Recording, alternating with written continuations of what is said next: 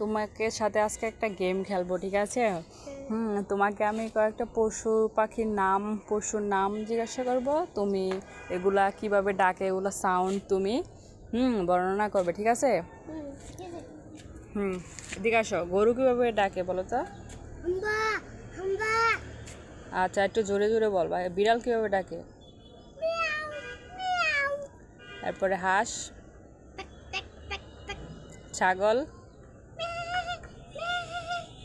তারপরে কুকুর কিভাবে ডাকে? তারপরে হাতি কিভাবে ডাকে? তারপরে বলো গরু কিভাবে ডাকে?